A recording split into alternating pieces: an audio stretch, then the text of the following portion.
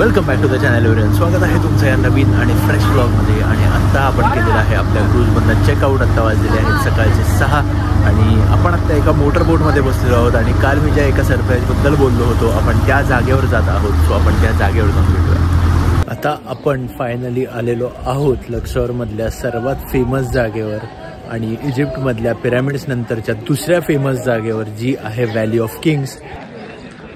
So हा जो अख्खा एरिया आपल्याला समोर दिसतोय ती आहे व्हॅली ऑफ किंग्स. आणि ही व्हॅली लक्झोरमधली सर्वात फेमस जागा आहे.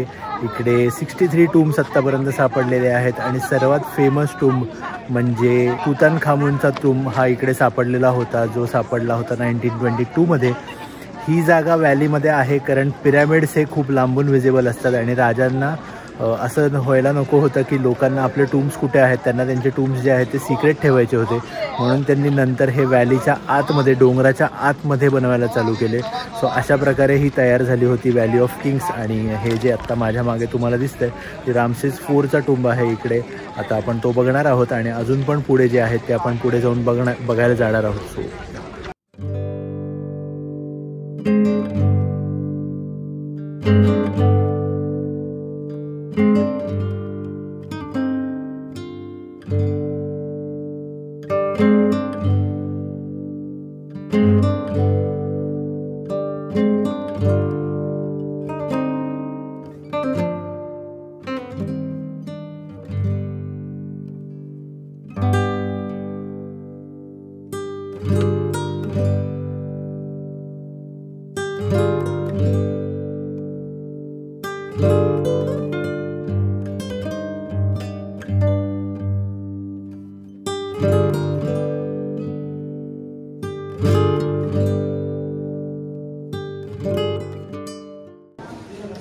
सो ही जी आपण पाहू शकतो ती आहे रामसेस 4ची टूम्ब. म्हणजे ह्याच्या आत रामसेस 4ची ममी ठेवलेली होती.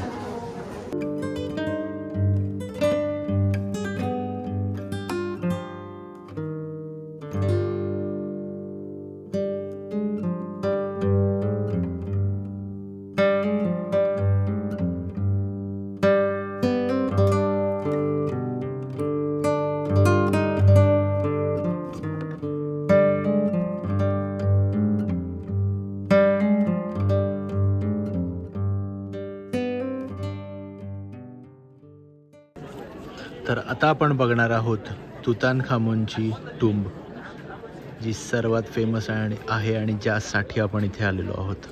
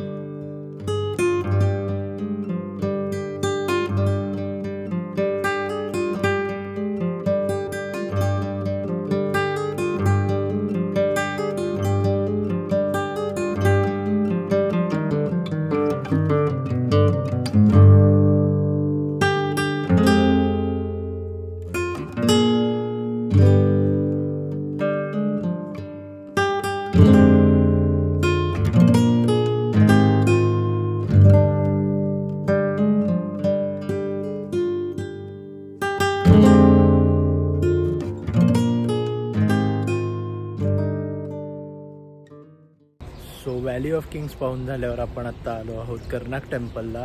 आणि खूप ह्यूज टेम्पल आहे, लक्झोरमधलं सर्वात मोठं टेम्पल आहे. हे टेम्पल जे आहे ते गॉड ऑफ सन याच्यासाठी बनवलं गेलेलं होतं. तर आता हे आपण आत जाऊन बघूया. सो जर तुम्ही स्फिंक्सची मूर्ती बघितली तर नॉर्मल स्फिंक्सच्या मूर्तीपेक्षा ही मूर्ती वेगळी आहे. कारण स्फिंक्सच्या मूर्तीला इथे माणसाचा चेहरा असतो आणि बॉडी लायनची असते, पण ही बॉडी लायनची आहे.